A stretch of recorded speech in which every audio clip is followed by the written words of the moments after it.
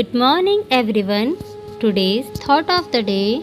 आज का सुविचार है, बुद्धिमान लोग पूरे संकल्प से कार्य को निपटाते हैं। The wise people resolve the task with full of determination.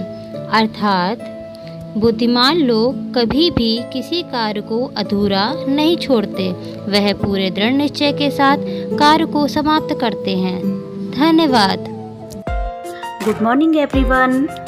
Today's word is segment. S E G M E N T segment, जिसका हिंदी में अर्थ होता है खंड, टुकड़ा, भाग। चित्र में एक संतरे के कई भागों अर्थात टुकड़ों को दिखाया गया है। These are the segments of an orange. Thank you. Good morning children. Today's puzzle is भूमि की मैं उपज बढ़ाऊं,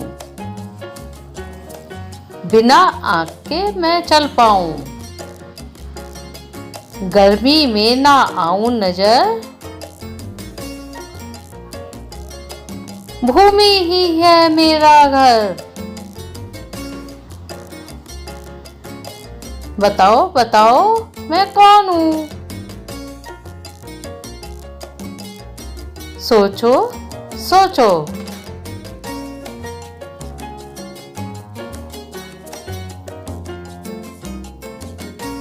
मैं हूँ केचुआ।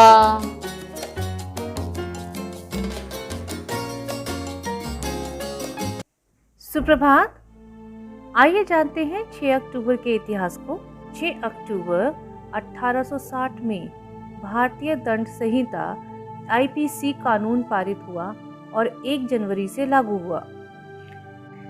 भारतीय दंड संहिता भारत का आधिकारिक आपराधिक कोड है। यह आपराधिक कानून के सभी मूल पहलुओं को कवर करने के लिए एक व्यापक कोड है। 6 अक्टूबर सन 1927 में डायलॉग और बैकग्राउंड संगीत से सजी दुनिया की पहली feature film the jazz singer release हुई। द जैज सिंगर 1927 की अमेरिकन म्यूजिकल ड्रामा फिल्म है जिसका निर्देशन एलन क्रॉसलैंड ने किया था। धन्यवाद।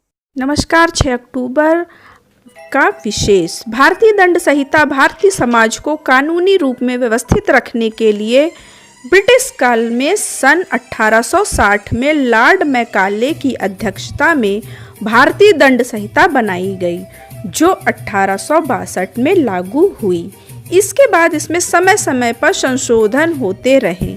इसमें कुल मिलाकर 511 धाराएं हैं। यह भारत के अंदर जम्मू कश्मीर को छोड़कर भारत के किसी भी नागरिक द्वारा किए गए कुछ आपराधिक परिभाषा को दंड का प्रावधान करती है, किंतु यह संहिता भारत की सेना पर लागू नहीं होती।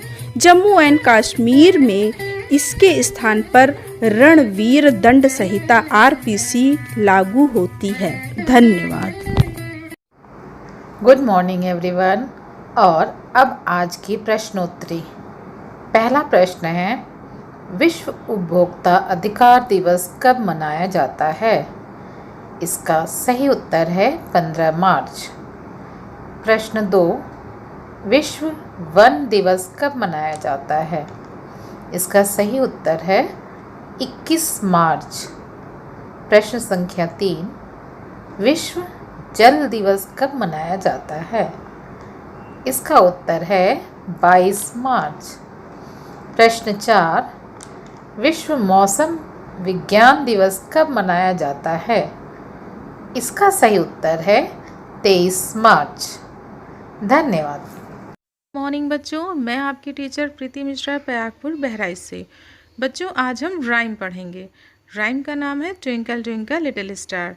तो चलिए इस राइम को स्टार्ट करते हैं।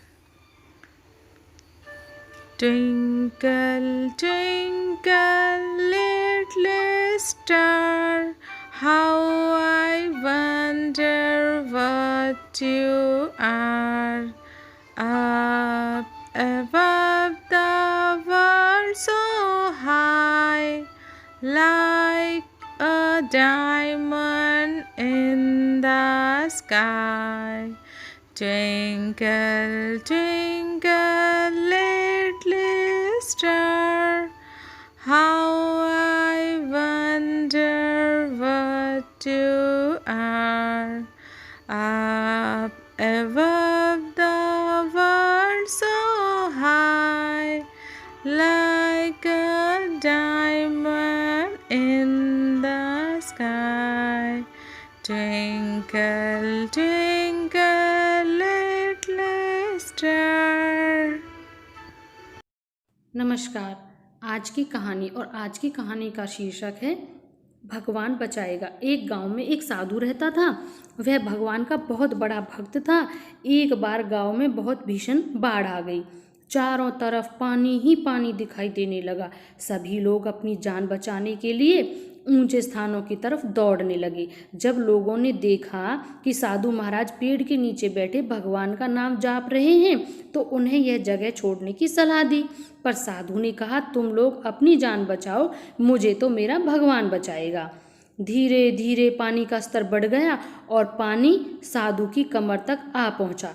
इतने में वहां से एक नाव गुजर रही थी। मल्लाह ने कहा, हे साधु महाराज, आप इस नाव पर सवार हो जाइए, मैं आपको सुरक्षित स्थान तक पहुंचा दूंगा। नहीं, मुझे तुम्हारी मदद की आवश्यकता नहीं है, मुझे तो मेरा भगवान बचाएगा, साधु ने उत्तर दिया।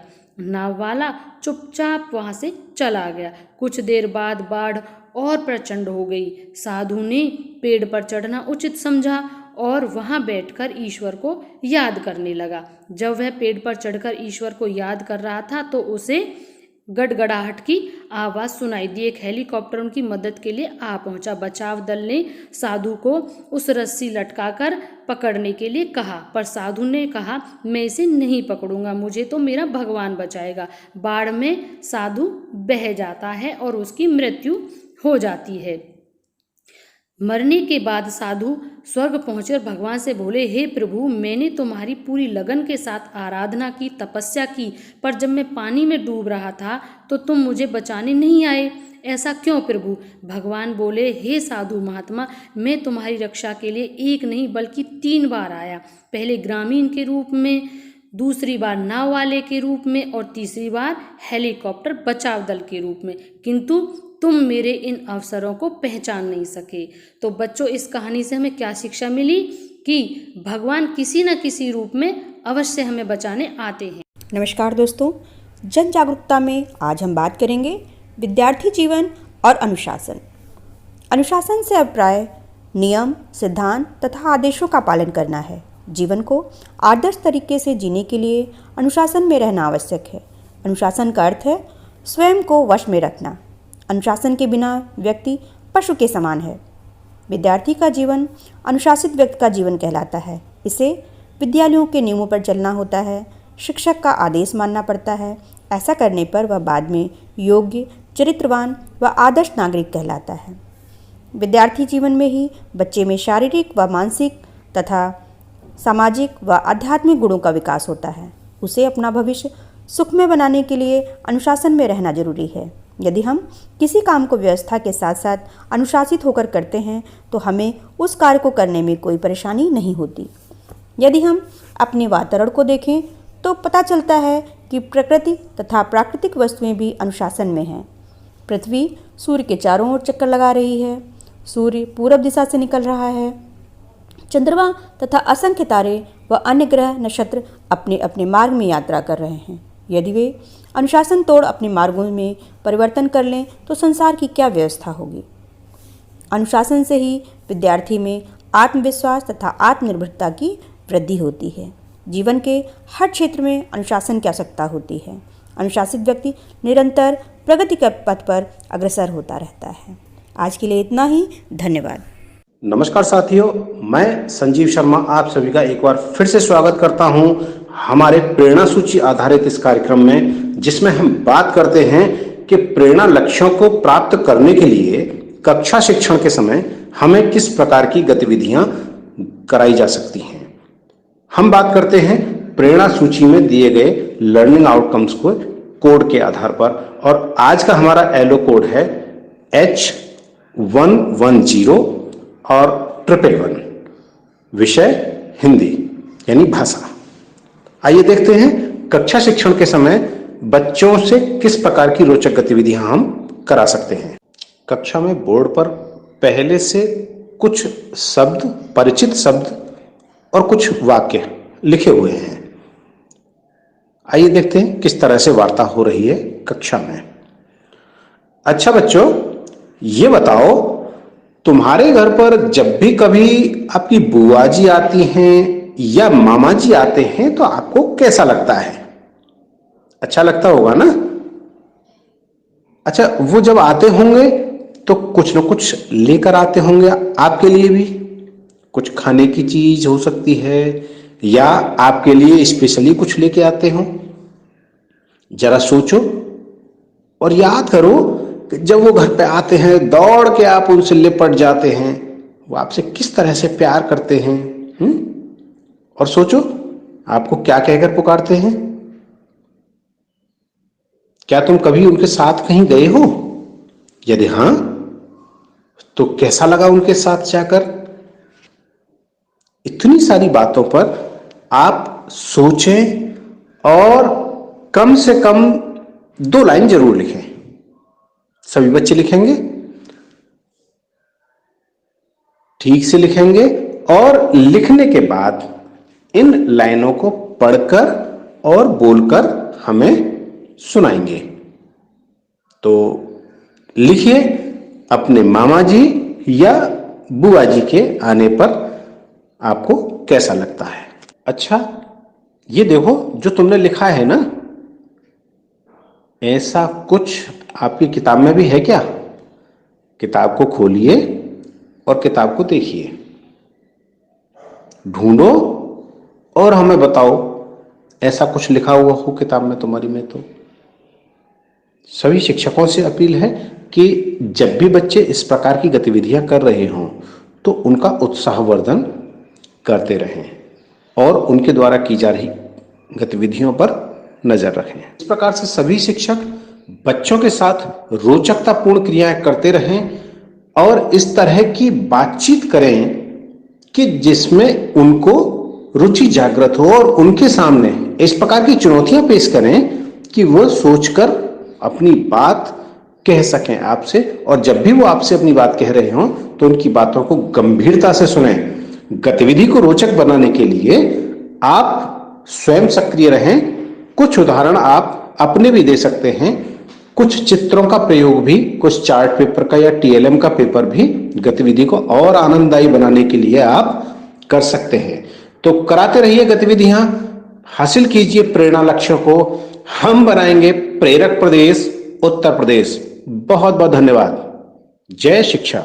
सुन सुन सुन मेरी नन्ही सुन, सुन सुन सुन मेरी मुन्नी सुन, ज्ञान की गंगा बहे, प्रदेश ये प्रेरक बने। सर्वांगीण विकास हो, उन्नयन की बात हो, अभ्युदय की बात हो, शिक्षकों का साथ हो, बात हो उत्कर्ष की, अधिगम के परिणाम की। अब न कोई छूटेगा, बच्चा बच्चा सीखेगा।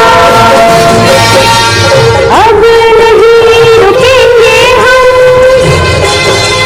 प्रेरक बनकर लेंगे दम। अब होगी शिक्षा की बात, होगी गुणवत्ता की बात।